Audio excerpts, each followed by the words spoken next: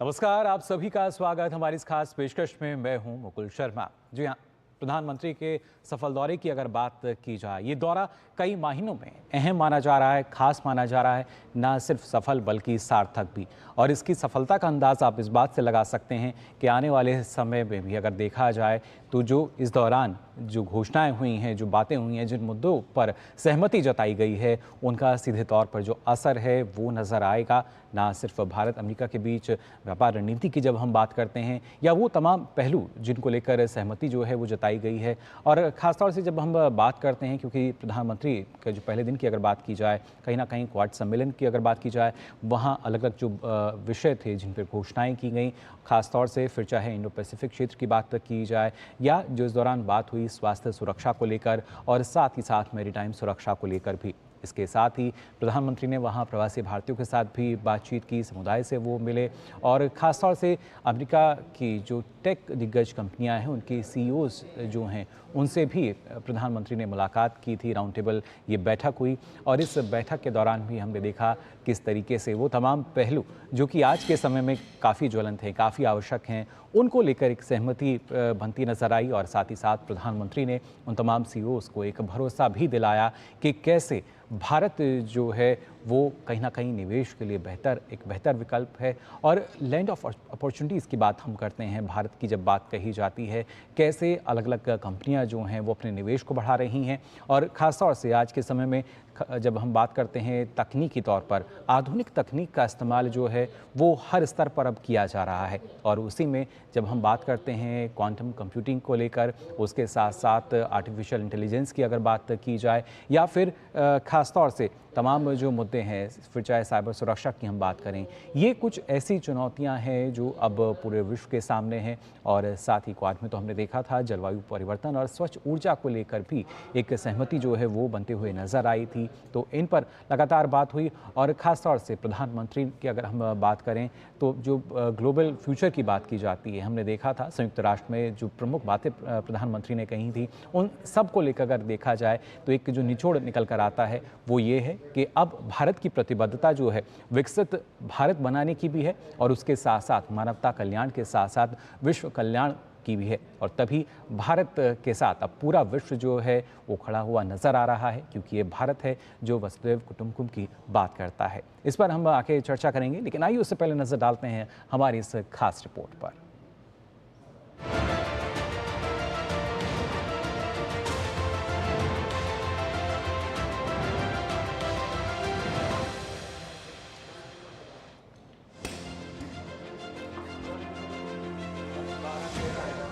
प्रधानमंत्री नरेंद्र मोदी के अमेरिकी दौरे में अंतर्राष्ट्रीय स्तर पर बढ़ते भारत के कद की झलक साफ देखने को मिली। ग्लोबल साउथ की बुलंद आवाज बनते भारत की बात अब दुनिया सुनती है। एक और जहां प्रधानमंत्री ने संयुक्त राष्ट्र में समिट ऑफ द फ्यूचर के संबोधन में अंतर्राष्ट्रीय समुदाय के सामने वैश्विक समृद्धि का भारत का विजन रखा और मानव केंद्रित दृष्टिकोण को सर्वप्रथम बताया, तो वहीं शांति का संदेश देते हुए पीएम मोदी ने आतंकवाद पर प्रहार करने के लिए एकजुट होने का आह्वान भी किया। Success of humanity lies in our collective strength, not in the battlefield. और वैश्विक शांति एवं विकास के लिए ग्लोबल संस्थाओं में रिफॉर्म्स आवश्यक है। Reform is the key to relevance. वैश्विक शांति और सुरक्षा के लिए एक तरफ आतंकवाद जैसा बड़ा खतरा है, तो दूसरी तरफ साइबर, मैरीटाइम, स्पेस जैसे अनेक संघर्ष के नए नए मैदान भी बन रहे हैं। इन सभी विषयों पर मैं जोर देकर कहूंगा कि global action must match global ambition. अगर बात क्वाड की जाए तो वह दुनिया की तेजी से बदलती भू राजनीति में एक बड़ा ऐसा मंच है जो शांति, स्थिरता और लोकतांत्रिक मूल्यों को एक नई दिशा दे रहा है। इसी मंच से प्रधानमंत्री नरेंद्र मोदी ने क्वाड समिट में इंडो पैसिफिक क्षेत्र में साझा हितों की अहमियत को दोहराया। फ्री, ओपन, इंक्लूसिव और प्रॉस्परस इंडो पैसिफिक हमारी साझा प्राथमिकता और साझा प्रतिबद्धता है। हमने मिलकर health security, critical and emerging technologies, climate change, capacity building जैसे क्षेत्रों में कई सकारात्मक और समावेशी इनिशिएटिव लिए हैं। हमारा मैसेज साफ है, Quad is here to stay, to assist, to partner and to complement. New York में शीर्ष टेक कंपनियों के सीईओ के साथ हुई पीएम मोदी की मुलाकात में भारत की संभावनाओं और अवसरों पर चर्चा की गई। सीईओ के साथ राउंड टेबल मीटिंग को संबोधित करते हुए प्रधानमंत्री मोदी ने भारत में निवेश की संभावनाओं और तकनीक डिजाइन इन इंडिया को लेकर सभी को आमंत्रित किया। प्रधानमंत्री मोदी ने टेक्नोलॉजी में भारत की बढ़ती ताकत को रेखांकित किया। गौरतलब है कि भारत क्वाड शिखर सम्मेलन की मेजबानी करेगा। शायद ही जीवन का कोई क्षेत्र ऐसा होगा कि जिसको अब टेक्नोलॉजी ड्राइव न करती हो। किसी समय टेक्नोलॉजी का प्रभाव था, अब मैं देखता हूं टेक्नोलॉजी ड्राइव करने वाली है। लेकिन ऐसे समय में सिर्फ टेक्नोलॉजी या टेक्नोलॉजी प्लस डेमोक्रेसी, इसका एक संतुलन बहुत जरूरी है, क्योंकि डेमोक्रेटिक वैल्यूज और टेक्नोलॉजी का मिलना मानव कल्याण की गारंटी देता है। पीएम मोदी के दौरे में संयुक्त राष्ट्र महासभा में स्थायी सदस्यता के मुद्दे पर भी बात हुई है। अमेरिका ने भारत की दावेदारी का समर्थन किया। यही नहीं, भारत ने रूस और यूक्रेन के बीच शांति समझौते को कई अवसर पर महत्वपूर्ण बताया है, जिसकी छाप पीएम की यूएसए यात्रा के दौरान भी देखने को मिली। लिहाजा अमेरिका ने भी इस भारत की पहल की सराहना की है। विदेशी धरती पर भारत के गौरव का गुणगान जड़ों से जुड़े भारतीयों में उत्साह भरने वाला रहा। न्यूयॉर्क के नासाउ कॉलेजियम एरिना में प्रधानमंत्री नरेंद्र मोदी ने भारत को विकसित राष्ट्र बनाने के लिए पुष्प मंत्र दिया। उन्होंने कहा कि पुष्प की 5 पंखुड़ियां मिलकर ही विकसित भारत बनाएंगी। मैं इस पुष्प को डिफाइन करता हूं, P for progressive Bharat, you for unstoppable Bharat, S for spiritual Bharat, H for humanity first को समर्पित Bharat, P for prosperous Bharat, यानी पुष्प की 5 पंखुड़ियों को मिलाकर ही विकसित भारत बनाएंगे। पीएम मोदी और जो बाइडेन ने रक्षा और सैन्य भागीदारी को मजबूत करने समेत नए सेमीकंडक्टर फैब्रिकेशन प्लांट खोले जाने पर भी बात की। यह पहली बार है जब अमेरिकी सेना की US space force semiconductor technology पर भारत के साथ सहयोग करने जा रही है। भारत में यह फैब्रिकेशन प्लांट 2025 में स्थापित किया जाएगा। इस मौके पर पीएम मोदी को अमेरिका द्वारा भारत की 297 कलाकृतियां वापस सौंपी गईं। भारत की सांस्कृतिक संपत्ति की अवैध तस्करी से दुनिया के अलग अलग देशों में गए पुराविशेषों की स्वदेश वापसी भारत की एक बड़ी उपलब्धि है। पीएम मोदी का सफल अमेरिकी दौरा भारत 2047 के विजन को नई ऊर्जा देता नजर आएगा। Bureau report, TT news. तो जाना आपने कैसे प्रधानमंत्री का जो अमेरिकी दौरा है वो काफ़ी सफल रहा और इस दौरान क्या क्या कुछ खास रहा वो भी आपने इस रिपोर्ट में देखा। लेकिन जब हम बात करते हैं भारत और अमेरिका के बीच रिश्ते को लेकर और ख़ासतौर से इस दौरे के दौरान जो खास बातें हुई हैं उनकी अगर बात की जाए तो आपको बता दें इस दौरान तकनीक, रक्षा, एआई, क्वांटम कंप्यूटिंग और सेमीकंडक्टर के लिहाज से ये जो दौरा है प्रधानमंत्री का वो काफ़ी अहम रहा, क्योंकि ना सिर्फ आज के समय में तकनीक को बढ़ावा देने की जब हम बात करते हैं उसके लिए महत्वपूर्ण और साथ ही वैश्विक शांति के लिए विश्व को एक यहाँ समझाया गया कि कैसे एक पृथ्वी, एक परिवार और एक भविष्य का जो भारतीय मंत्र है, जो लगातार हम बात करते हैं, वसुधैव कुटुंबकम की जो हम बात करते हैं, उसको विश्व मंच से साझा किया गया। इसके साथ साथ अगर बात की जाए अमेरिका और भारत व्यापक और वैश्विक रणनीतिक साझेदारी का विस्तार अब आगे भी जारी रखेंगे और उसी वजह से ये जो दौरा था, जो यात्रा रही प्रधानमंत्री की, और भी ज़्यादा महत्वपूर्ण है कि कैसे जो दोनों देशों के बीच प्रगाढ़ संबंध है वो और महत्वपूर्ण नज़र आएंगे, मजबूत नज़र आएंगे। विश्वास और जो सहयोग के अभूतपूर्व स्तर से जो अमेरिका और भारत का संबंध है वो और भी ज़्यादा मजबूत नज़र आ रहा है, क्योंकि अब से पहले जिस तरह से लगातार जो संबंध रहे हैं, इस यात्रा के बाद और भी ज़्यादा मजबूती जो है वो मानी जा रही है इन संबंधों में नजर आएगी। द्विपक्षीय साइबर सुरक्षा वार्ता के माध्यम से गहन साइबर स्पेस सहयोग के लिए दोनों देशों ने इस चीज़ का समर्थन किया है और ख़ासतौर से आज के समय में जब हम बात करते हैं कि कैसे जो दो देश हैं वो एक दूसरे की बेहतरी के लिए काम कर सकते हैं, और साथ ही भारत और अमेरिका ने स्वच्छ ऊर्जा के विनिर्माण और उपयोग को बढ़ाने के लिए भी प्रतिबद्धता जताई है, क्योंकि आज के समय में ये कुछ ऐसी समस्याएं हैं जो वैश्विक चुनौती बनकर उभर रही हैं और इनके समाधान के लिए भारत और अमेरिका जो हैं वो साथ में काम करेंगे। उसके लिए ही दोनों देशों ने जो प्रतिबद्धता है वो जताई है। और ख़ासतौर से जब हम बात करते हैं सौर, पवन और परमाणु ऊर्जा में सहयोग का जो विस्तार है वो आगे भी जारी रहेगा भारत और अमेरिका के बीच जब हम बात कर रहे हैं, क्योंकि ये कुछ ऐसे मुद्दे हैं जिन पर लगातार जो काम है वो हो रहा है। और आपको बता दें, राष्ट्रपति बाइडेन ने विश्व मंच पर G20 और उसके साथ साथ ग्लोबल साउथ में पीएम मोदी के नेतृत्व की प्रशंसा की, उन्होंने सराहना की जिस तरह का नेतृत्व प्रधानमंत्री नरेंद्र मोदी का रहा है। और ख़ास तौर से अमेरिका ने भारत को, आपको बता दें, लगभग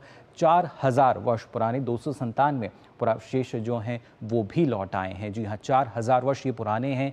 कई मायनों में ये भी महत्वपूर्ण हो जाते हैं इनका काफ़ी महत्व। और साथ ही आपको बता दें, प्रधानमंत्री मोदी के अमेरिका दौरे से भारत की और उसके साथ ही संयुक्त राष्ट्र सुरक्षा परिषद में स्थायी सीट की दावेदारी और मजबूत होती हुई नजर आ रही है। और किस तरीके से मजबूत हो रही है, क्योंकि आपको बता दें अमेरिका ने इसका समर्थन किया है। विकासशील देशों का बेहतर प्रतिनिधित्व करने के लिए संयुक्त राष्ट्र सुरक्षा परिषद में सुधार के लिए अमेरिका का जो समर्थन है वो यहाँ दिया गया है। और उसी वजह से हम मान के चल रहे हैं कि ये एक पड़ाव जो है कहीं ना कहीं मील का पत्थर साबित होगा दोनों देशों के बीच जब हम बात करते हैं। और ख़ासतौर से जब इन दोनों देशों के बीच जो ये यात्रा रही है, जो प्रगाढ़ संबंध रहे हैं, ये इसलिए ही और भी ज़्यादा महत्वपूर्ण है क्योंकि दोनों देश जो हैं लगातार इस बात पे जोर देते आए हैं कि कैसे आज के समय में जो आधुनिक तकनीक है उसका इस्तेमाल हमें करना है, उसके साथ साथ जो वैश्विक स्तर पर तमाम चुनौतियाँ सबके सामने हैं उनका क्या समाधान हो सकता है।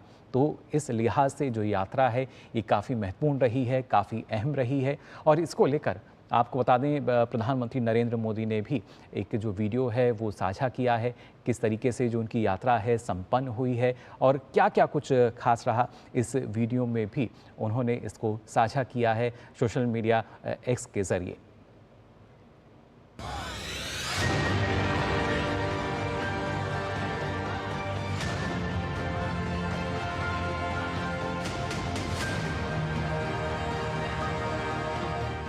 प्रेसिडेंट बाइडेन मुझे डेलावेयर में अपने घर ले गए थे। उनकी आत्मीयता, उनकी गर्मजोशी मेरे लिए दिल छू लेने वाला मोमेंट रहा।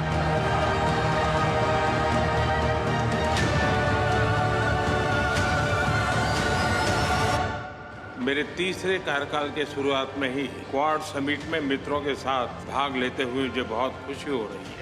Mr. President, will the Quad survive beyond the election in November? The Quad, will it survive regardless of the outcome? हमारा मैसेज साफ है, Quad is here to stay, to assist, to partner and to complement. भारत का vision है one earth one health. इसी भावना से मैं quad moonshot initiative के तहत $7.5 मिलियन के सैपलिंग किट्स, डिटेक्शन किट्स और वैक्सीन का सहयोग देने की घोषणा करता हूं।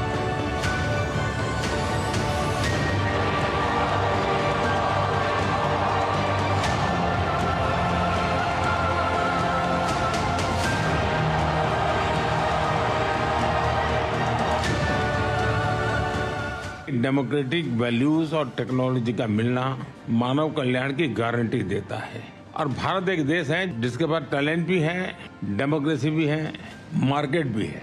और ऐसी गोल्डन अपॉर्चुनिटी रेयर होती है जो आज भारत के पास उपलब्ध है।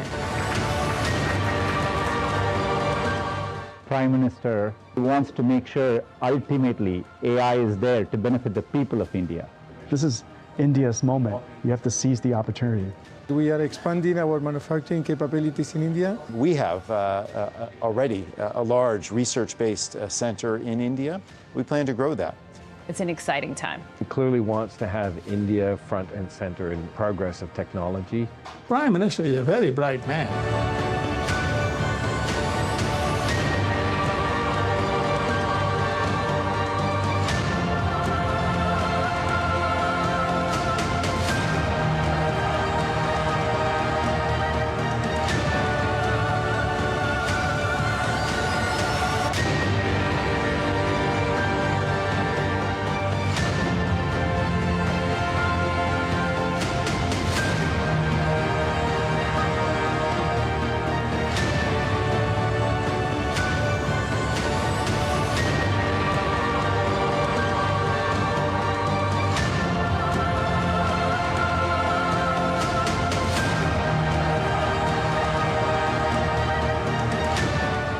जब हम ग्लोबल फ्यूचर की बात कर रहे हैं तो ह्यूमन सेंट्रिक अप्रोच सर्वप्रथम होनी चाहिए।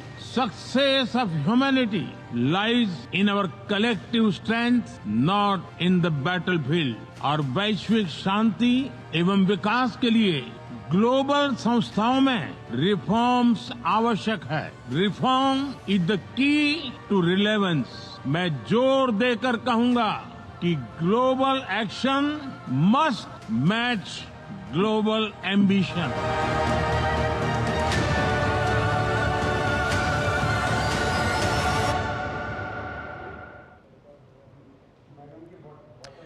तो देखा आपने किस तरीके से लगातार ये दौरा है प्रधानमंत्री का, जो कि यात्रा संपन्न हो चुकी है, कितना कारगर रहा, कितना महत्वपूर्ण और किस तरीके से सफल रहा, इस पर अलग अलग रिपोर्ट्स जो हैं वो भी हमने आपको दिखाई। और इसी पर चर्चा के लिए हमारे साथ 3 खास मेहमान जुड़े हैं, उनका परिचय आपसे करा देते हैं। हमारे साथ स्टूडियो में मौजूद हैं डॉक्टर स्वस्ति राव जी, आप एसोसिएट फेलो हैं MPIDSA से, आपका बहुत बहुत स्वागत। और साथ ही हमारे साथ प्रोफेसर स्वर्ण सिंह जी हैं, school of international studies JNU से, बहुत बहुत स्वागत। और अशोक सिन्हा जी, पूर्व भारतीय राजनयिक, हमारे साथ जुड़े हैं, आपका भी बहुत बहुत स्वागत अशोक जी। तो जब हम बात कर रहे हैं, सबसे पहले मैं यहाँ डॉक्टर स्वस्ति आपके पास आना चाहूँगा, क्योंकि जब प्रधानमंत्री ने किसी बात को कहा है उसको पूरा होते हुए हमने देखा है। पहले हालांकि इस तरह की परिस्थितियाँ नहीं होती थी, लेकिन ये जो दौरा है, जो यात्रा रही है प्रधानमंत्री की, कई मायनों में सफल रही और कुछ जो अंश थे वो हमने अपने दर्शकों को भी बताए। आपसे जानना चाह रहा हूँ, आप किस तरीके से देखती हैं इस यात्रा? जी बहुत बहुत धन्यवाद आपका। नमस्कार आप सब लोगों को। और जैसा कि आपने कहा कि प्रधानमंत्री इज़ नोन फॉर डिलीवरिंग जी, और ऐसे में अगर आप इसका जो की टेक अवे देखते हैं, ना केवल जॉइंट स्टेटमेंट्स के लेवल पे, क्वाड के स्तर पर जो एक मल्टीलैटरल प्लूरलैटरल फ्रेमवर्क है 4 देशों का, और आई एम श्योर उसके बारे में हम आगे भी बात करेंगे जी। उसके अलावा जो हमारा जॉइंट स्टेटमेंट रहा है US के साथ, ये बात भी रेखांकित करनी ज़रूरी है कि ये प्रधानमंत्री का दौरा मेरे ख्याल से शायद 9वां या 10वां दौरा था। इट वाज द 9th और द 10th टाइम कि जब वो प्रेसिडेंट बाइडन से मिल रहे थे, अमेरिकी राष्ट्रपति से मिल रहे थे बेसिकली। तो ये दिखाता है कि भारत और अमेरिका के जो रिश्ते हैं वो सुदृढ़ हो रहे हैं। और वो जॉइंट स्टेटमेंट हो, उसके सब्सटेंस को डिस्कस करना हो, या फिर जो क्वाड के लेवल पे जॉइंट स्टेटमेंट आया उसके अगर आपकी टेकअवेज को डिस्कस करें, और उसके बाद जो सब लोग बात कर रहे हैं कि जो UN में जो समिट हुई और वहाँ पे जो एक फ्यूचर प्लान का एक जो हमने ब्लूप्रिंट दिया अपने भारत के पॉइंट ऑफ व्यू से, तो ये सारी ही चीज़ें। उसके अलावा डायस्पोरा का इवेंट तो हमेशा ही मैं कहती हूँ कि प्रधानमंत्री मोदी की जो पब्लिक डिप्लोमेसी है उसका एक बहुत ही महत्वपूर्ण अंग है जी, हमेशा। और आप हम हमेशा देखते हैं कि किस तरह से लोग जो है वो बिल्कुल भाव विह्वल हो जाते हैं जब वो विदेश में भारत के प्रधानमंत्री को आते हुए देखते हैं। और ऐसे हर बार उनकी जो एक ऊर्जा है या वो जो उत्साह अलग ही होता है, फिर चाहे 10वीं बार हो 11वीं बार, चाहे वो बच्चे हो, चाहे वो बूढ़े हो, चाहे वो महिलाएं हो। और हम इस तरीके का जो एक प्रेम है उनके प्रति, जो एक जेन्युइन उनके प्रति एक एडमिरेशन है, एक प्रेम है, और कहीं ना कहीं एक ये उम्मीद है कि ये सच में अपनी बात, मोदी है तो मुमकिन है, जो बेसिकली उसको वो एक्चुअलाइज करते हैं एक आम जनमानस के मन में। ये ऑफ कोर्स उनका एक बहुत बड़ा, उनकी पर्सनालिटी का, उनके व्यक्तित्व का एक बहुत बड़ा मैं कहूँगी कि एक पॉइंट है। और बाकी मेरे अनुसार ये जो एक बहुत सब्सटैंटिव रहा, मैं बिल्कुल इस बात से एग्री नहीं करती कि बहुत सारे प्रॉब्लम्स थे। प्रॉब्लम्स तो हर देश के साथ रहते हैं, हम ऐसे किसी भी देश की कल्पना नहीं कर सकते अंतर्राष्ट्रीय राजनीति में जहाँ पे हम बिल्कुल परफेक्ट 100% अग्रीमेंट में किसी के साथ हो। फॉरेन पॉलिसी का मतलब ही होता है कि हम डाइवर्जेंसेस को मैनेज कैसे करें और कन्वर्जेंसेस को एक्सपैंड कैसे करें। तो कन्वर्जेंसेस के एक्सपैंड करने की बात जहाँ पर आती है, वहाँ पे आपको क्वाड के जॉइंट स्टेटमेंट में भी बहुत सारी बातें देखती हैं, स्पेशली जैसा कि आपने कहा कि मैरिटाइम सिक्योरिटी आर्किटेक्चर के क्षेत्र में बहुत सारी बातें जिस पर आगे हम बात करेंगे। जॉइंट स्टेटमेंट में हमारा सेमीकंडक्टर का जो हमने एग्रीमेंट किया है, ये पाथ ब्रेकिंग है हर तरीके से, और कहीं ना कहीं इस बात को रेखांकित करता है कि आगे आने वाले वक्त पे जो सुरक्षा के प्रति हमारा रवैया है वो कैसे टेक्नोलॉजी के साथ बहुत ही गहन रूप से आगे जाने वाला है। बिल्कुल, और उसका भी जो सदुपयोग है। प्रोफेसर स्वर्ण सिंह, आपके पास आना चाहूँगा, क्योंकि जब हम तकनीक की बात करते हैं तो इस दौरान प्रधानमंत्री का फोकस ये तो रहा ही कि कैसे आधुनिक तकनीक जो है उसका हमें इस्तेमाल करना है। AI का हम लोग लगातार इस्तेमाल कर रहे हैं, लेकिन उस तकनीक का सदुपयोग ही होना चाहिए। उसके लिए जो उसका सुरक्षित उपाय है, जो एक नैतिक जिम्मेदारी के साथ उपाय किया जाए, इस पर भी कहीं ना कहीं फोकस होता नजर आया है। प्रधानमंत्री के इस 72 घंटे के जो यात्रा उनकी हुई अमेरिका में जी, उसमें आप 6 बड़े पड़ाव देख सकते हैं, और सभी में तकनीक का बराबर जिक्र हुआ कि उसमें संतुलन की ज़रूरत है, उसमें निरीक्षण की ज़रूरत है, उसमें रेगुलेशन की ज़रूरत है। लगातार ये बात कही गई। सबसे पहले तो क्वाड समिट में वो शामिल हुए जी, और बहुत अहम हो जाता है भारत का इसमें योगदान इस वक्त, क्योंकि 2007 में जब इस तरह से परिवर्तन हुआ था राष्ट्राध्यक्षों का ऑस्ट्रेलिया में और जापान में, तो 10 साल के लिए क्वाड सो गया था। तो इस वक्त क्योंकि जापान में और अमेरिका में आप देखें कि वो सत्ता हस्तांतरण होने वाला है, नए नेता आने वाले हैं, तो भारत उसमें किस तरह से कंटिन्यूटी ला सकता है और इस वक्त दिशा निर्देश और नेतृत्व दे सकता है, भारत का उसमें योगदान अहम हो जाता है जी। ठीक उसी तरह से जो द्विपक्षीय बातचीत हुई अमेरिका के साथ, उसमें कई संधियों पर बात हुई, साझा हुई सोच पर बड़े ध्यान से उन्होंने कमला हैरिस या डोनाल्ड ट्रंप से मिलने पर या उनसे उन पर कोई टिप्पणी करने पर बहुत बचे वो, ताकि किसी भी तरफ उनका इस वक्त चुनाव के चलते रुझान सामने नहीं आना चाहिए जी। फिर न्यूयॉर्क में उनकी पहले तो आप देखें कि एक राउंड टेबल उन्होंने किया अपने CEOs के साथ, और उसमें कई भारतीय मूल के CEO भी उसमें शामिल हुए जी। बार बार तकनीक की बात हुई, किस तरह से वो भारतीय आम नागरिक को उससे समृद्ध और विकसित बनाना चाहते हैं, उस पर बातचीत हुई। बिल्कुल। फिर उनका जो एक बड़ा पेट प्रोजेक्ट है कि वो भारत के जो भारतीय मूल के नागरिक हैं, जब भारत के नागरिक हैं, भारतीय मूल के लोग हैं, उनसे मिलना चाहते हैं, लगातार उनसे मिलते हैं, हमेशा बातचीत करते हैं। तो उनको अपनी जो आइडेंटिटी है भारतीय होने की, उस पर गर्व महसूस होना चाहिए, उत्साह होना चाहिए। ये एक शायद विश्व में अजूबा एक कहें कि एक्सपेरिमेंट है कि कोई एक राष्ट्र नेता दूसरे राष्ट्र में जाकर इस तरह से बड़े संख्या में लोगों को संबोधित करते हैं। ये इतिहास में पहले नहीं हुआ, इस तरह का जो उत्साह है पहली बार वो हुआ है। देखने को और एक मिलता है। दो चीज़ें उसमें जल्दी से जोड़ दूंगा मैं, वो ये कि फिर उसके साथ उनका जो फ्यूचर समिट पे जो शिखर सम्मेलन भविष्य को लेकर हुआ है जी। उसमें उनका भाषण और उसके साथ करीब आधा दर्जन से ज्यादा राष्ट्रीय अध्यक्षों के साथ बायलैटरल बातचीत हुई। उस पर और ये थोड़ा विस्तार से आपसे जानकारी पूरी लूंगा। यात्रा में एक बात मैं कह दूं, पूरी यात्रा में कोशिश ये रहती है कि भारत के प्रति जो रुझान है विश्व का, वहां कैसे कंस्टिट्यूएंसीज बिल्ड की जाए और किस तरह से उनको लेकर आगे पार्टनरशिप और साझेदारी बनाई जाए, उसके नजरिए से देखें तो यात्रा बहुत सफल रही। जी बिल्कुल। तो देखिए किस तरह का सार इस यात्रा का रहा है, स्वर्ण जी भी वो भी आपको बता रहे हैं। अशोक जी आपके पास आना चाहूँगा। जब हम पहले क्वाड की अगर खास तौर से बात करते हैं तो कहीं ना कहीं शांति सुरक्षा से समृद्धि की जो पहल है वो हमें क्वाड में नजर आई। इंडो पैसिफिक की बात की जाए या किस तरीके से जो मैरीटाइम सुरक्षा को लेकर एक प्रतिबद्धता है वो जताई गई है, और साथ ही स्वास्थ्य सुरक्षा को लेकर जो गंभीर या महामारी है उसको लेकर भी जो क्वाड के भागीदार देश हैं एक तरीके की प्रतिबद्धता जो है इस बार देखने को मिली है। जी बिल्कुल, आप ठीक कह रहे हैं। बहुत धन्यवाद मुझे आमंत्रित करने के लिए। आपने बिल्कुल ठीक कहा। देखिए क्वाड में अगर हम देखते हैं पिछले 2-3 साल में इसका जो ट्रैक रिकॉर्ड है जी, शुरुआत तो इसका जो नए रूप में इसकी शुरुआत तो 2017 नवंबर में हो गई थी जी, मनीला फिलीपींस में ईस्ट एशिया समिट के साइडलाइंस पर। परंतु अगर देखें इसका समिट लेवल पर आना वो करीब 2021 में जब राष्ट्रपति जो बाइडेन जनवरी 2021 में उन्होंने अपना कार्यभार संभाला तो उन्होंने इसकी शुरुआत की, और उसके बाद अगर हम देखें मार्च 2021 में पहली बार वर्चुअल समिट हुआ और अभी ये छठा समिट था और मैं नहीं समझता हूं, जो आप किसी भी उसको देख लें दुनिया में प्लूरलैटरल गैदरिंग्स हो, मीटिंग्स हो वगैरह, जो करीब 3-3.5 साल में 6 बारी समिट मीटिंग्स हो। तो इसीलिए आपने ये वाला शब्द बहुत बारी प्रयोग किया, प्रतिबद्धता। तो ये प्रतिबद्धता दिखाता है। और देखिए इस बारी भी ये प्रतिबद्धता है इन सभी नेताओं की, जो इस बारी थी भारत में शिखर सम्मेलन होने की, परंतु ये हमको बहुत पहले मालूम चल गया जो राष्ट्रपति जो बाइडेन नहीं आ पाएंगे, तो इसीलिए इसको ट्रांसफर कर दिया, जो अमेरिका इस साल करेगा और भारत इसका प्रतिनिधित्व 2025 साल करेगा। आपने ये प्रतिबद्धता के बारे में कहा है, मैं खाली यही 2 वाक्यों में कहूंगा। जो जब शुरुआत हुई थी, आपको याद होगा सितंबर 2021 में पहली बार इन पर्सन समिट हुआ था, तो केवल एजेंडा में 3 विषय थे।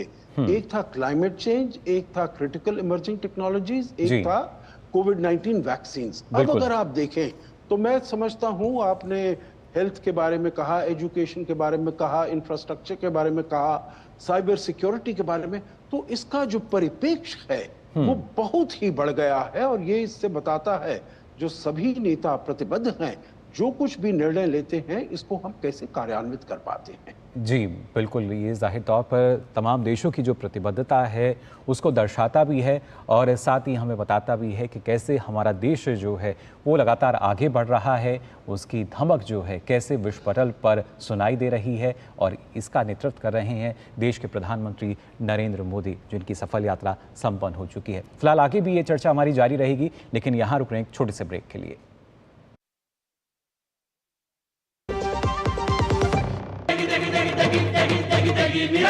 MDH की देगी मिर्च, देगी मिर्च का तड़का, अंग अंग फड़का। MDH की देगी मिर्च। बेटियां घर की रौनक हैं, बेटियां घर संवारती हैं, बेटियां पीढ़ियां सजाती हैं, बेटियां घर की बुनियाद कहलाती हैं। बेटियों को सलाम करता है मोंगिया स्टील, स्टील का बादशाह। आज तो पार्टी चाहिए। पहले चैंपियन के साथ सेल्फी लेंगे। आइडिया, यही करते हैं पार्टी। Pizza party. ये चल अपना कार्ड और पिन दे। मेरे कार्ड की डिटेल्स मैं खुद ही डालूंगी। RBI कहता है अपना पिन, OTP, CVV या इंटरनेट बैंकिंग पासवर्ड किसी के साथ शेयर ना करें। ऑनलाइन बैंकिंग सिर्फ अपने कंप्यूटर, मोबाइल और सिक्योर नेटवर्क से करें। बाय गर्ल्स, कहाँ जा रही है? सुना नहीं, नो शेयरिंग। RBI कहता है जानकार बनिए, सतर्क रहिए। बात जब पीढ़ियों के लिए बनने वाले घर की हो तो जिम्मेदारी बड़ी हो जाती है। गैलेंट समझता है ये जिम्मेदारी। अब डबल M रिब्स के साथ गैलेंट एडवांस TMT रीबार, निर्माण का रियल हीरो। दादी के हाथों का जादू और खुशबू से महकता घर। MDH गरम मसाला, असली मसालों से भरा हूँ मैं, क्योंकि हर रिश्ता है स्वाद से जुड़ा। तो ब्रेक के बाद आप सभी का एक बार फिर स्वागत। आप देख रहे हैं हमारी खास पेशकश प्रधानमंत्री नरेंद्र मोदी की अमेरिका की जो सफल यात्रा रही है उस पर लगातार हम यहाँ चर्चा कर रहे हैं। और ब्रेक पे जाने से भी पहले हमने बात की खासतौर से जो क्वाड सम्मेलन के दौरान जो प्रमुख बातें सामने आई हैं, इसी कड़ी में खासतौर से डॉक्टर स्वास्थी जानना चाहूँगा, क्योंकि जब ना सिर्फ जब स्वास्थ्य को लेकर बात की जाती है, कैंसर जैसी गंभीर बीमारी को लेकर एक प्रतिबद्धता जो है वो जताई जाती है और इंफ्रास्ट्रक्चर की भी बात इसमें की गई है, लेकिन स्वास्थ्य जो है एक बड़ा फोकस अब उस पर नजर आ रहा है। हमारे देश में भी हमने देखा सरकार का फोकस है, आयुष्मान भारत योजना को चलाया गया, कैसे उसके दायरे में तमाम लोगों को लिया जा रहा है, लेकिन इसी को कहीं ना कहीं वैश्विक स्तर पर लेके जाना और सभी का ध्यान इस तरफ आकर्षित करना, ये अपने आप में कितना अहम है? बिल्कुल, देखिए जो स्वास्थ्य को लेकर जहाँ तक बात है तो health as a factor, health as a जिसको ग्लोबल गुड कहते हैं, इसका सबसे बड़ा जो लेसन है वो डेफिनेटली हमने कोविड-19 पैंडेमिक और कोविड-19 पैंडेमिक के अपने अनुभव से सीखा है।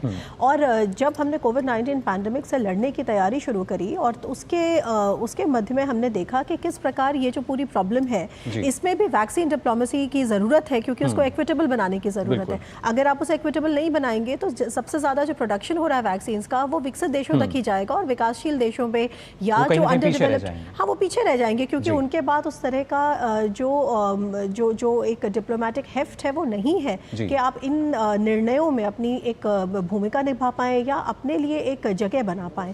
तो इसलिए आप क्वाड के संदर्भ में जब देखते हैं, स्पेशली कोविड-19 पैंडेमिक के दौरान जब उसके वैक्सीन के मैन्युफैक्चरिंग, और आपको मालूम है कि कोविड-19 में भी तमाम तरीके की वैक्सीन को डेवलप किया गया, उसमें से बहुत महंगी भी थी जो अमेरिकन थी या कुछ यूरोपियंस थी, और उसके बाद भारत ने उसका एक सस्ता वो भी बनाया और उसके बाद हमने उसको बहुत देशों में एक्सपोर्ट किया और इस तरह से हमने अपनी एक विश्व गुरु और इन सब की जो भूमिका को निभाया। तो जब आज ग्लोबल साउथ जिसको हम लूजली डिफाइन करते हैं, तो जब ग्लोबल साउथ के पास ऐसा हमको एक भरोसा दिखता है भारत के प्रति, तो उसके पीछे ऐसे अनुभवों से होकर हमारे गुजरने का जो रास्ता है वो वहाँ से बना है।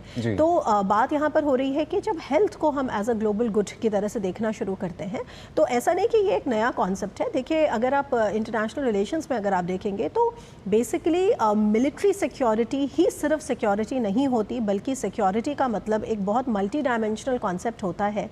ये बात तो तकरीबन कोल्ड वॉर के अंत से ही आने लग गई थी। और अगर आप इसको ह्यूमन सिक्योरिटी और ह्यूमन सिक्योरिटी के अगर आप तमाम नॉन ट्रेडिशनल एस्पेक्ट्स में जाएंगे कि केवल युद्ध नहीं, आर्थिक, सामाजिक, फूड, हेल्थ, जेंडर, इस तरह के इन्वायरमेंटल, ऐसी तमाम सिक्योरिटीज, आज की डेट में हम कहते हैं डेटा सिक्योरिटी। तो जैसे जैसे समय का बदलाव आता गया है वैसे वैसे सिक्योरिटी और सुरक्षा की जो अवधारणा है उसमें हमें उसी तरीके का एक मतलब हमें एक्सपेंशन दिखता रहा है। तो आज की डेट में स्पेशली कोविड-19 जैसे एक्सपीरियंस से गुजरने के बाद हमें ये बात समझ में आती है कि यहाँ पे सिर्फ रेजिलियंस ऑफ सप्लाई चेन्स और इनकी ही ये बात नहीं है, बल्कि ये भी बात है कि हम इस चीज़ के लिए किस तरीके का डिप्लोमेटिक एफर्ट लगाएं। तो कोविड-19 के बाद अब जब कॉड का आप देखते हैं ये चीज़ की मून शॉट वैक्सीन, और जो स्पेशली कैंसर में, हर प्रकार के कैंसर नहीं बल्कि ये सर्वाइकल कैंसर के बारे में ज़्यादा है। और अगर आप सर्वाइकल कैंसर की डिटेल में जाएंगे तो मैं इस बात को साझा करना चाहती हूँ अपनी बहुत सारी महिलाओं से जो इस प्रोग्राम को देख रही हैं कि जनरली महिलाएं जो होती हैं वो ज़्यादा वल्नरेबल होती हैं सर्वाइकल कैंसर के लिए। और वैसे ये किसी को भी हो सकता है, लेकिन मतलब सर्वाइकल कैंसर सर्विक्स में होता है। और अभी जो इसकी जो वैक्सीनेशन उपलब्ध है वो बहुत महंगा है। तो अगर इसके प्रति एक कंसर्टेड एफर्ट हमको दिखता है, एक जॉइंट एफर्ट हमको दिखता है देश के, मतलब दुनिया के इन 4 मेजर देशों के द्वारा, प्रमुख देशों के द्वारा, तो फिर हमको इसमें एक नई दिशा आती हुई दिखती है, जहाँ पर हम जो बिल्कुल जो डिस्क्रिमिनेटेड जो हमारे जो ग्रुप्स हैं, जो जैसे जो गरीब लोग हैं या जो महिलाएं हैं या जो अंडर प्रिविलेज्ड लोग हैं, अगर उन तक फिर हम इस चीज़ को पहुंचा सकते हैं। तो अगर आप इसको एक दूरगामी दृष्टि से देखते हैं तो these things are what will define our trajectory into the future, because we have to create a safe future and specially for the women of the world. यही शायद ग्लोबल गुड भी है, क्योंकि जब तक उसके बारे में हम सोच रहे हैं। स्वर्ण सिंह जी, ना सिर्फ स्वास्थ्य की बात तो हमने की, लेकिन इसके साथ साथ जो इंफ्रास्ट्रक्चर की बात कही गई है कि कैसे अलग अलग पोर्ट्स जो है और खासतौर से इंडो पैसिफिक क्षेत्र जो है उसकी सुरक्षा को लेकर जो बात कही गई है, उससे किस तरह के जो आर्थिक लाभ हैं वो आने वाले समय में नज़र आएंगे? भारत आप देखें कि विश्व में तीसरी सबसे बड़ी आर्थिक व्यवस्था बनकर उभरने वाला है जी। और अभी ये प्रोजेक्शंस दिखा रही हैं कि शायद वो 2030 से पहले ही तीसरी सबसे बड़ी आर्थिक व्यवस्था बन जाएगा, क्योंकि जिस तरह से येन का डिवेल्युएशन हो रहा है, या जर्मनी में रिसेशनरी ट्रेंड्स हैं, तो लगता है कि भारत 2030 तक इंतज़ार नहीं करेगा। इतने लगातार तेज़ी से बढ़ते हुए विकास में जाहिर है कि इंफ्रास्ट्रक्चर बहुत ज़रूरी हो जाता है, उस पर लगातार कोशिश भी हो रही है। चाहे जैसे आपने कहा कि वो एयरपोर्ट्स को देखें या रेलवेज़ को, खासतौर से क्वाड शिप ऑब्जर्वर की अगर हम बात करें, बिल्कुल उसके नज़रिए से भी तो केवल भारत अपने यहाँ ही इंफ्रास्ट्रक्चर बनाने की बात नहीं कर रहा है। भारत आज दूसरे देशों के साथ साझा होकर भी, ये चाहे India middle east Europe corridor की बात हो या एक नई सोच जो भारत सामने लाया है कि डिजिटल पब्लिक इंफ्रास्ट्रक्चर है वो उसको मुफ्त में कोई देश भी भारत का जो है उसको ले सकता है। ये जो तकनीक का हस्तांतरण इतिहास में होता था वो या तो होता ही नहीं था या फिर बहुत महंगे दामों पर मिलता था। तो भारत एक नई सोच सामने ला रहा है कि डिजिटल पब्लिक इंफ्रास्ट्रक्चर जो है वो मुफ्त में देशों को देने को तैयार है और साझा करने को तैयार है। पर उससे भी ज़्यादा मुझे लगता है कि क्योंकि वृद्धि दर 8% के आसपास है, वृद्धि दर के साथ साथ आर्थिक व्यवस्था उभर कर बड़ी आर्थिक व्यवस्था बनती हुई नज़र आ रही है, तो दूसरे सभी बड़े देशों का, छोटे देशों का भी जो रुझान भारत की तरफ है वो बदल जाता है। और यहाँ आपने पहले सुना कि एम्बेसडर साजनहार प्रतिबद्धता की बात कर रहे थे जी, क्योंकि भारत उदाहरण पहले पेश करता है तो वो प्रतिबद्धता की जो बात है वो ज़्यादा प्रभावी हो जाती है। यानी हमने क्या किया है वो सबके सामने है। स्वास्थ्य में जैसे आपने जिक्र किया कि करीब 50 करोड़ के आसपास शायद लोग वो आयुष्मान भारत के लाभार्थी आज हैं जी, और इस बार 70 की उम्र से जितने लोग हैं उन सबको वो स्कीम मिल गई है। तो उदाहरण चाहे वो सस्ती दवाइयों का हो, चाहे वो R&D रिसर्च एंड डेवलपमेंट की बात हो, भारत क्योंकि उदाहरण पेश करने के बाद अपना जो सोच है उसको सामने पेश करता है, तो मुझे लगता है कि वो प्रतिबद्धता भारत की जो विश्व विकास की है वो और भी प्रभावी हो जाती है उसके। जी बिल्कुल, जाहिर तौर पर। और खासतौर से अशोक जी, ना सिर्फ ये आर्थिक और सामाजिक क्षेत्र तो हैं, लेकिन जब तकनीक को और बढ़ावा हम दे रहे हैं, जब डिजिटल क्रांति की हम बात करते हैं, DPI का जैसे स्वर्ण सिंह जी ने बताया कि प्रधानमंत्री का सीधे तौर पर यही कहना है कि विश्व कल्याण के लिए जो DPI है उसको कोई भी जो देश है अपना सकता है, और एक भारत में अगर नज़रिए से देखा जाए तो काफ़ी सफल भी रहा है। लेकिन इसके साथ साथ जो तकनीक की बात की जाए, अमेरिका जैसे जब देश की बात हम करते हैं और वहाँ पर जो टेक कंपनियों के CEOs के साथ जो प्रधानमंत्री का राउंड टेबल बैठक भी हुई, उसमें भी कहीं ना कहीं एक भरोसा जो है वो सीधे तौर पर प्रधानमंत्री ने उन तमाम CEOs को भी दिया कि निवेश की बात की जाए या किस तरीके से विस्तार की हम बात करें काम को लेकर, तो भारत में अनेक अवसर हैं जिनका लाभ वो ले सकते हैं। और उस पर भी जो तमाम ये CEOs हैं कहीं ना कहीं अपना रुझान भी जता चुके हैं, अपनी रुचि भी जता चुके हैं। उनका कितना लाभ मिलता हुआ नजर आएगा? जी, आपने दो बहुत ही महत्वपूर्ण बातें कही हैं। एक तो आपने DPI के बारे में कहा और प्रधानमंत्री मोदी ने ये कहा, देखिए हमारा अपना अनुभव है, इसको हमने अपने आप इम्प्लीमेंट किया है। जैसे अगर कहा जाए कैशलेस ट्रांजैक्शंस जो भारत में होते हैं तो वो यहाँ पर हमारे यहाँ 1 महीने में इतने होते हैं जो कि अमेरिका या और सारे जो देश हैं वो मिलाकर विश्व के करीब नहीं कर आधे जो ट्रांजैक्शन है वो भारत में हो रहे हैं। जी जी बिल्कुल, 50% से ऊपर 53% के आसपास वो भारत में होते हैं। तो इसीलिए एक तो हमने बहुत तेजी से इसमें सफलता पाई है, और दूसरी चीज है जो ये अगर डिजिटल पब्लिक इंफ्रास्ट्रक्चर है, ट्रांजैक्शंस जो ऐसे हैं, तो इसमें एक तो गरीबी को हटाने के लिए बहुत फायदा होता है, क्योंकि आपको मालूम है जो पहले कहा गया था जब यहाँ से कोई गवर्नमेंट स्कीम्स में पैसे ट्रांसफर किए जाते हैं तो उसमें 85% नहीं जाता है, केवल 15% जाता है। अब 100 का 100% जाता है। तो इसीलिए एक तो गरीबी हटाने के लिए, एक करप्शन को कम करने के लिए, एक ट्रांसपेरेंसी को बढ़ाने के लिए, एक अकाउंटेबिलिटी तो बहुत इसके फायदे हैं। और भारत ने कहा है इसको हम एक ग्लोबल कॉमन गुड की तरह सबके साथ हम इसको साझा करेंगे। तो इसीलिए मेरे विचार से ऐसी जो है विश्वसनीयता बढ़ती है, पूरी दुनिया की विश्वसनीयता बढ़ती है। जो भारत ने एक हमको जब वैक्सीन देनी थी, केवल भारत सामने आया। कहीं पर अगर कोई भूकंप होता है सबसे पहले भारत पहुंचता है। ऐसे जो तकनीक है वो भारत हमसे साझा करता है। दूसरी आपने बात कही है जो CEO के जो यहाँ पर मुलाकात हुई, 15 CEO आकर वहां पर उनसे मुलाकात की उन्होंने न्यूयॉर्क में, और उसमें उन्होंने बहुत सारे तो ऐसी कंपनियां हैं जो कि भारत में ऑलरेडी प्रेजेंट हैं, चाहे वो AMD हो, चाहे वो एली लिली हो, चाहे वो गूगल हो, या ऐसे बहुत सारी एसेंचर हो, एडोबे हो, और बहुतों के तो इनके जो CEOs हैं ये भारतीय मूल के लोग हैं। तो इन्होंने उन्होंने खुशी जताई जो क्या भारत में अब हो रहा है। भारत ने जो नेतृत्व का स्थान अब ग्रहण किया है, और उन्होंने कहा जो अपना इन्वेस्टमेंट निवेश जो है वो और किस तरीके से बढ़ा सकते हैं। और बहुत ही महत्वपूर्ण बात जो प्रधानमंत्री ने कही, उन्होंने कहा हमारे पास टैलेंट भी है, हमारे पास मार्केट भी है, हमारे पास टेक्नोलॉजी भी है, और हमारे पास डेमोक्रेसी भी है। तो ये इन 4 चीजों का जो समावेश है वो मेरे ख्याल से एक अनबीटेबल कॉम्बिनेशन है।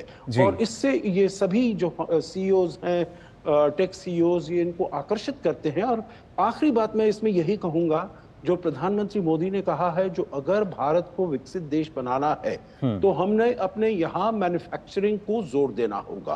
और मैन्युफैक्चरिंग को हम तभी जोर दे सकते हैं जब हमारे यहाँ पर तकनीक आएगी, जब हमारे यहाँ पर टेक्नोलॉजी आएगी। बिल्कुल अशोक जी, टेक्नोलॉजी के आना बहुत आवश्यक है। जब मैन्युफैक्चरिंग की हम बात करते हैं, कोशिश यही है कि मैन्युफैक्चरिंग हब के रूप में भारत का जो निर्माण है, जो विकास है, वो हम कर सकें। लेकिन इसी में जब रक्षा क्षेत्र की हम बात करते हैं, अमेरिका के साथ सहयोग जो है वो काफ़ी वर्षों से रहा है और इस बार भी हमने देखा कि कैसे जो सहयोग की बात कही गई है रक्षा क्षेत्र में, क्योंकि अब हर क्षेत्र में जो आत्मनिर्भरता है उसकी तरफ हम बढ़ रहे हैं। और लेकिन रक्षा क्षेत्र का जो सहयोग है वो कितना आवश्यक सुरक्षा की दृष्टि से, क्योंकि जो मुद्दे हैं आतंकवाद के अलावा और भी हैं, लेकिन कैसे रक्षा क्षेत्र को और मजबूती मिलेगी?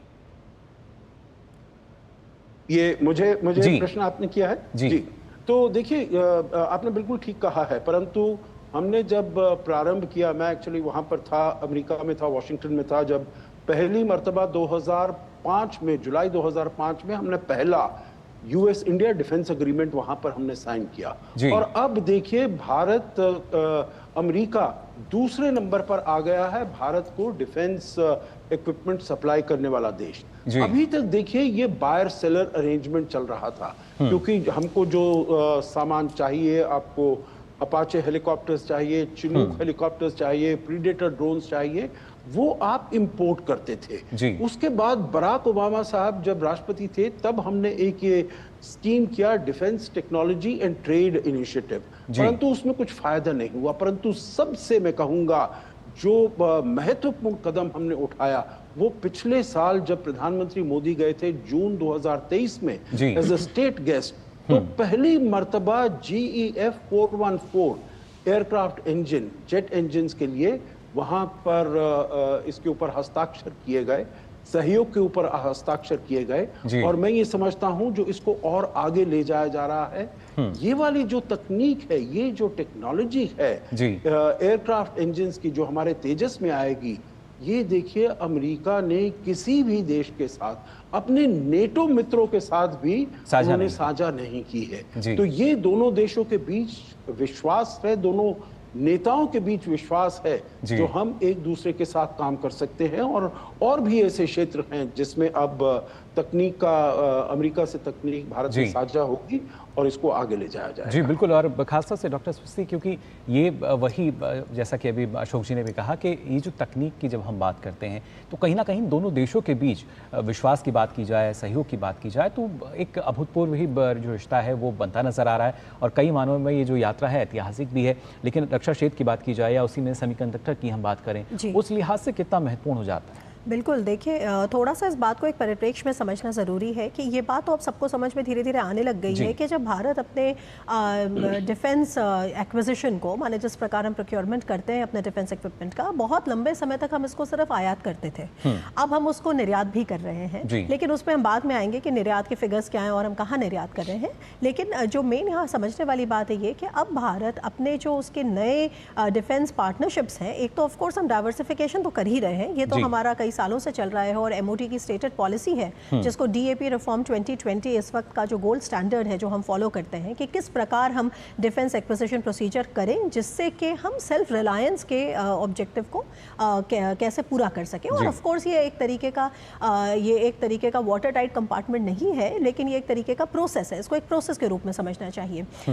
तो आपने मुझसे कहा कि नए उसमें क्या हो रहा है और यहाँ सेमीकंडक्टर्स की बात क्या है। देखिए, पहली चीज़ तो ये कि एक अभी एम्बेसडर सज्जनहार ने एक बात बताई कि जैसे US है बड़ी तेजी से उभरा है, तो भारत पहले रशिया से लेता रहा है अपने वेपन्स, और अब जब अगर आप उसका डाइवर्सिफिकेशन का पैटर्न देखते हैं तो आप देखते हैं कि उसमें दो बड़े मजबूत कंट्रीज निकल कर आ रहे हैं। एक तो USA है ऑफ कोर्स और दूसरा है फ्रांस। और अगर आप ध्यान से इन दोनों सिक्योरिटी और डिफेंस पार्टनरशिप्स के का जो नेचर है उसको अगर आप थोड़ा सा अध्ययन करेंगे उसका, तो आप देखेंगे कि जो को बिल्डिंग है, को प्रोडक्शन, को डेवलपमेंट है कि भाई असेंबली लाइंस भारत में भी लगाई जाए। जैसे अगर हमें कुछ खरीदना है तो कुछ हम ऑफ द शेल्फ खरीदें और उसके बाद जो बाकी हिस्सा है उस डील का वो हम भारत में करें, जिससे कि इंडिजिनाइज्ड कंटेंट हम उसमें ऐड कर सकें कि भारत में जो उत्पादन हुआ है, वहाँ पे जो जॉब्स क्रिएट हुई हैं, उसमें प्राइवेट सेक्टर का भी रोल है। तो ये तो एक मॉडल हो गया।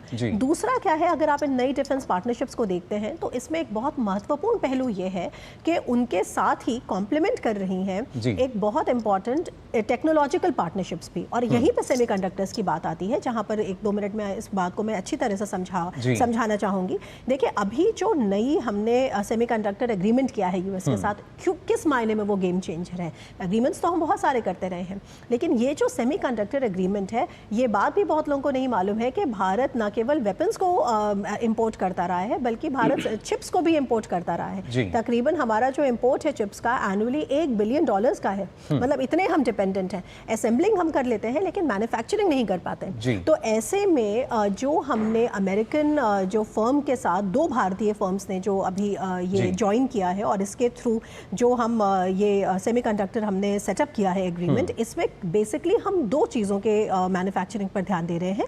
एक है इंफ्रारेड गैलियम नाइट्राइड और एक है सिलिकॉन कार्बाइड। ये दोनों ही चीज़ें जो है वो सेमीकंडक्टर्स को मैन्युफैक्चर करने के लिए ज़रूरी हैं। और ये जो दोनों कंपोनेंट्स मैंने अभी आपको बताए, ये हमारे मॉडर्न जो डिफेंस सेक्टर में है, जो हमारा जितना भी जो नेशनल सिक्योरिटी से रिलेटेड, डिफेंस इक्विपमेंट से related, in critical and emerging technology जिनको हम कहते हैं, ये उसी तरीके की बातें हैं। और अगर आप इनको देखते हैं तो आपको ये समझ में आता है कि अमेरिका ने आज तक इस तरीके का कोई जो एग्रीमेंट है वो किसी और देश के साथ नहीं किया। तो ऐसे में बहुत सारा हमको और इसी वजह से एक दबदबा जो है भारत का, वो नहीं, दबदबा नहीं, इससे हमें समझ में ये आता है। देखिए, दबदबा नहीं, अगर इंटरनेशनल रिलेशंस में हम इसको इंटरेस्ट के रूप में देखते हैं और हम ये देखते हैं कि देखिए इससे हमें कहीं ना कहीं एक जियोपॉलिटिकल चर्निंग ये समझ में आ रही है कि आखिर आज के डेट में यूएस भारत को एम्पावर कर रहा है, क्योंकि कहीं ना कहीं ये यूएस के इंटरेस्ट में है, इंटरेस्ट में है कि एक स्ट्रॉन्ग भारत उभरे इंडो पैसिफिक में। क्योंकि इंडो पैसिफिक का जो लार्जर सिक्योरिटी आर्किटेक्चर है उसमें भारत के ऊपर किस तरीके की निर्भरता कहीं ना कहीं अमेरिका की भी होगी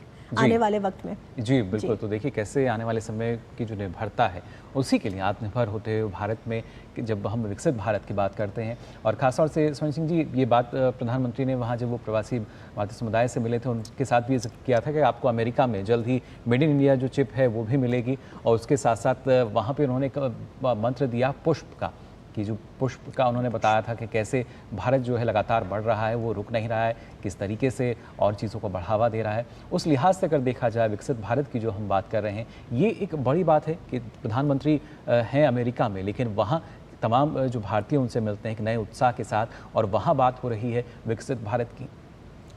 कोई भी देश जब वो बड़ी शक्ति की तरह से उभरता है तो उसको अपनी विदेश नीति का जो व्यवहार है और व्याख्यान है उसको एक नज़रिए से, नए नज़रिए से पेश करना होता है। जी, इसी के चलते आप देखें कि प्रधानमंत्री ने इस बार पुष्प का जिक्र किया, उससे पहले वो विश्व मित्र का जिक्र हो चुका है। वर्ल्ड फार्मेसी के नज़रिए से हमको दुनिया देखती है। जी, तो अलग अलग तरह से भारत किस तरह से योगदान दे सकता है विश्व के विकास में, और वो सोच कितनी गहरी है भारत के वासुदेव कुटुंबकम को लेकर, ये मुझे लगता है कि भारत अच्छे से समझा पा रहा है पूरे विश्व में। यहाँ तक रक्षा की बात है, उसमें पहले रक्षा में ज़्यादातर या तो सीधे उपकरण हम आयात करते थे, या एक ज़माने में लाइसेंस प्रोडक्शन होता था कि आपको एक नज़रिए से और संकुचित तरीके से उपकरण बनाने हैं, आपको अपना तकनीक में कोई उसमें फेरबदल नहीं करना है, उसको कहीं दूसरी जगह नहीं साझा करना है। आज का भारत रक्षा और सुरक्षा को लेकर बिल्कुल नए तरीके से सामने आ रहा है। जी, जिसमें सबसे पहले तो वो डाइवर्सिफिकेशन की स्वस्ति ने बात की कि वो केवल रूस जिससे 67% उपकरण आते थे, आज 44% पर आ गया है वो। और उसके अलावा इजराइल एक नया साझेदार बना है, ब्रिटानिया, और अब तो भारत में भी निर्माण बहुत से दूसरे, और करीब 800 उपकरण एक लिस्ट में बना के रख दिए हैं कि वो उनका उत्पादन भारत में ही होगा, उनका आयात नहीं होगा। निर्यात पर भी जोर दिया है। पिछले साल शायद $1.5 बिलियन का टारगेट था जी, और उसमें लीथल वेपन आप नहीं देना चाहेंगे अभी, और दूसरी तरह के उपकरण आप साझा करना चाह रहे हैं। तो जो पूरी सोच है कि जिससे भी साझेदारी हो, वो जिसको हम ब्लूप्रिंट से कहते हैं कि जब आप उसको ड्राइंग बोर्ड पे ब्लूप्रिंट बनाएंगे तकनीक का, वहीं से रिसर्च एंड डेवलपमेंट में साझेदारी होनी चाहिए, फिर उसमें उत्पाद में भी साझेदारी होनी चाहिए, और कहाँ वो निर्यात होगा उसमें ब्रह्मोस एक बहुत बड़ा अच्छा उदाहरण हो जाता है, जो भारत को अलग अलग तरह से भारत का प्रभाव बढ़ा रहा है दक्षिण पूर्व एशिया में। तो एक पूरे नए भारत की जो तस्वीर, एक तरह से जो छवि है जी, वो चाहे आपकी कृषि को लेकर हो, कल्चर को लेकर हो, या कोई भी दूसरी साझेदारी हो विकास में, वो एक नए भारत की जो छवि है उसी के चलते आप देखें कि एक नया व्याख्यान है भारत का, वो अलग अलग क्षेत्रों में सामने आता है, नजर आता है और लगातार वो बढ़ता हुआ भी नजर आ रहा है। तो भारत की सांस्कृतिक विरासत से लेके अगर बात की जाए आधुनिक तकनीक की भी, तो इसमें हम देख पा रहे हैं कि कैसे भारत का जो कद है वो बढ़ता नजर आ रहा है। लेकिन और भी कुछ ऐसे अहम बिंदु हैं जिन पर हमारे साथ जो खास मेहमान जुड़े हैं उनसे मैं चर्चा करूंगा। लेकिन फिलहाल हम यहाँ रुकने एक और छोटे से ब्रेक के लिए जल्द हाजिर होते हैं। अब आया असली स्वाद। अब आया स्वाद। जब स्वाद के पड़े हो लाले तो MDH का चंकी चाट मसाला डालें। MDH का चंकी चाट मसाला। MDH। बात जब पीढ़ियों के लिए बनने वाले घर की हो तो जिम्मेदारी बड़ी हो जाती है। गैलेंट समझता है ये जिम्मेदारी। अब डबल M रिब्स के साथ गैलेंट एडवांस TMT रीबार, निर्माण का रियल हीरो। तो ब्रेक के बाद आप सभी का एक बार फिर स्वागत। DD न्यूज़ पर आप देख रहे हैं हमारी खास पेशकश पीएम मोदी का सफल अमेरिका दौरा। और लगातार हम यह बात करें कि किन मायनों में सफल रहा है, किस तरीके से सफल रहा है, सार्थक रहा है। खास मेहमान हमारे साथ जुड़े हुए हैं। आइए रुक कर लेते हैं अशोक जी का भी। अशोक जी, आपसे मैं जानना चाहूँ, क्योंकि ये तमाम ऐसे पहलू हैं जिन पर लगातार चर्चा होती रहती है हर एक देश में या जब इस तरह के सम्मेलन होते हैं। लेकिन संयुक्त राष्ट्र की जब हम बात कर रहे हैं तो वहाँ पर स्थायी सदस्यता की अगर बात की जाए, ये एक ऐसा मामला जो कि लगातार हम देखते आ रहे हैं। और इस पर अगर देखा जाए किस तरह के जो प्रयास हैं वो इस यात्रा के बाद नज़र आ रहे हैं, क्योंकि अमेरिका का जो समर्थन है वो भी नज़र आया है, प्रतिबद्धता जो है वो जताई है जो विकासशील देश हैं उनके लिए। आप इसे किस तरीके से देख रहे हैं? जी, आपने बिल्कुल ठीक कहा। एक तो हमने पहली बार ये अमेरिका की तरफ से डायरेक्टली ये सुना है। पहले कह चुके हैं, अमेरिका कह चुका है, जब राष्ट्रपति ओबामा यहाँ पर आए थे 2010 में तो तब भी उन्होंने ये कहा था और पहले भी ये दोहराया जा चुका है, परंतु इतने साफ शब्दों में यूनाइटेड नेशंस के मंच से ये कहना मेरे विचार से ये बहुत महत्वपूर्ण है। दूसरा, प्रधानमंत्री ने खुद भी कहा, उनमें उनका अपना जो समिट ऑफ द फ्यूचर में उनका जो व्याख्यान था उसमें उन्होंने कहा जो अगर हमको रेलेवेंट रहना है तो हमें रिफॉर्म जरूर करना है। अगर रिफॉर्म नहीं करेंगे तो हमारी रेलेवेंस खत्म हो जाएगी। तो संयुक्त राष्ट्र की रेलेवेंस जो है वो एकदम खत्म हो जाएगी अगर वो रिफॉर्म उसमें नहीं होता है, अगर बदलाव नहीं होता है। और ये हमने बहुत बारी बोला है, जो जब संयुक्त राष्ट्र संघ का या वहाँ पर जब स्थापना हुई थी 1945 में, तो वहाँ पर केवल 53 देश थे। अब 193 देश हो गए हैं, 4 गुना बढ़ गया, परंतु फिर भी कोई उसमें बदलाव नहीं है। और भारत का जो कद है इतने सालों में, पिछले 75 साल में इतना बड़ा है। दूसरी बात मैं कहूँगा, देखिए जो पैक्ट ऑफ द फ्यूचर आया है उसमें बिल्कुल इसके बारे में जिक्र किया गया है। कुछ लोग कह सकते हैं जो इसके बारे में तो ये संयुक्त राष्ट्र संघ सिक्योरिटी काउंसिल को एक्सपैंड करने के लिए ये पहले भी इसके बारे में बहुत बात हुई है, परंतु देखिए इसमें जो बात कही गई है वो पहली मर्तबा उन्होंने कहा है जो एक टेक्स्ट बेस्ड नेगोशिएशंस होनी चाहिए। अभी तक जो बातचीत होती रही है वो, जिसे मैं कहूँ लाइट, उसमें हवा में बातें होती रही हैं, जो अभी कंसेंसस नहीं है। अगर कंसेंसस नहीं है तो फिर हम टेक्स्ट बेस्ड नेगोशिएशन कैसे कर सकते हैं? परंतु वो जो पैक्ट ऑफ द फ्यूचर आया है उसमें बिल्कुल ये जिक्र किया गया है जो इसमें टेक्स्ट बेस्ड नेगोशिएशन होनी चाहिए। तो मैं कहूंगा जो इसमें हमने एक पहल की है और आगे बढ़त हासिल की है, ज्यादा नहीं हो, क्योंकि अभी भी रास्ता लंबा है, रास्ता कठिन है, परंतु फिर भी ये थोड़ा थोड़ा करके हम ये रास्ता तय कर पाएंगे। और भारत का क्योंकि कद पूरी दुनिया में इतना बड़ा है, इतने सालों में, चाहे वो आर्थिक क्षेत्र हो, चाहे वो राजनीतिक क्षेत्र हो, चाहे वो सामरिक क्षेत्र हो। अब तो जैसे भारत एक पीस मेकर के रोल में उभर कर आ गया है। वहां पर जो प्रधानमंत्री की मुलाकात हुई वो भी राष्ट्रपति ज़ेलेंस्की से हुई और राष्ट्रपति महमूद अब्बास से हुई। दोनों जगह जहां पर कि युद्ध चल रहा है और पूरी दुनिया बहुत ही आशा की नजरों से देख रही है प्रधानमंत्री मोदी की तरफ, जो अगर इसमें कोई बदलाव ला सकता है। बहुत देशों ने प्रयास किया है, तुर्की ने किया है, यूक्रेन में सऊदी अरेबिया ने किया है और चीन ने किया है, कोई सफल नहीं हो पाया है। परंतु अब भारत की तरफ पूरी दुनिया की नजर है, जो शायद क्योंकि जो हमारा कद है, जो हमारा एक कारगर पहल जो है वो जाहिर तौर पर नजर आ रही है। और यहाँ स्वस्ति जी, आपसे भी आखिर में एक टिप्पणी लेना चाहूँगा, किस तरीके से आप देखती हैं कुल मिलाकर अगर देखा जाए कितना लाभकारी ये जो यात्रा है, जो प्रधानमंत्री की अमेरिकी यात्रा है, ये रही? जी, तो इसके पर तो हमने यहीं से अपनी बात को हमने शुरू भी किया था कि अगर आप इसको एक तरह से इसका अगर आप इसका की टेक अवे देखते हैं तो ये की टेक अवे हर तरीके से सब्सटैंटिव है। बायलैटरल संबंधों की दृष्टि से देखें तो जैसे सेमीकंडक्टर एग्रीमेंट की हम बात कर रहे थे, किस तरह से वो एक गेम चेंजर बनता है। अगर हम क्वाड के लेवल पे देखें तो वैक्सीन इनिशिएटिव तो एक बात है, लेकिन जो क्वाड के जो देखिए मूल में बात है ना कि अगर आप किसी भी मैरिटाइम डोमेन यानी कि अगर आप किसी भी समुद्र से रिलेटेड अगर हम किसी सिक्योरिटी आर्किटेक्चर की बात करते हैं तो वहाँ पर हमारे को एक ऐसा फ्रेमवर्क चाहिए जहाँ पर हम MDA यानी मैरिटाइम डोमेन अवेयरनेस को एक्सचेंज कर सकें। और IPMDA जो 2022 में साइन किया गया था, इस बार आपने 2024 में देखा कि एक मैत्री करके एक लॉन्च हुआ है प्रोग्राम, जिसका बेसिकली मतलब है जो maritime initiative in training etcetera. तो धीरे धीरे हम एक कदम दर कदम हम कहीं ना कहीं एक सीमलेस इंफॉर्मेशन शेयरिंग, और ये सीमलेस का मतलब जिसमें कि बॉर्डर्स ना हो, मतलब हम आराम से कर सकें, और दूसरा रियल टाइम इंफॉर्मेशन शेयरिंग। इसका मतलब कि एक वक्त पे उस पर्टिकुलर मैरिटाइम डोमेन में, इंडो पैसिफिक में या इंडियन ओशन रीजन में जिस भी हम उसकी बात कर रहे हैं, वहाँ पे क्या हो रहा है, अंडर सी में क्या हो रहा है, इसके बारे में जो मित्र राष्ट्र हैं उनको एक साथ पता चले, तब वो इसके ऊपर तो इस तरह की बहुत सारी चीजें हमें इस बार मैं कहूँगी कि कुछ ठोस कदम भी देखने को मिले हैं, जैसे कि MDA के क्षेत्र में। और उसके अलावा अगर आप जो मैं यहाँ स्वर्ण सिंह जी से भी ले लेता हूँ, समय की हमारे पास कम है। स्वर्ण सिंह जी, आप किस तरीके से देखते हैं और कितना अमेरिका के जो भारत में राजदूत हैं एरिक गारसेटी, उन्होंने बड़े अच्छे से व्याख्यान किया इस यात्रा का। कहा कि भारत के और अमेरिका के इतिहास में शायद जो बाइडन सबसे ज़्यादा प्रो इंडियन और प्रधानमंत्री मोदी सबसे ज़्यादा प्रो अमेरिकन नेता रहे हैं, इसलिए आपसी तालमेल उनका जाहिर है बहुत अच्छा है।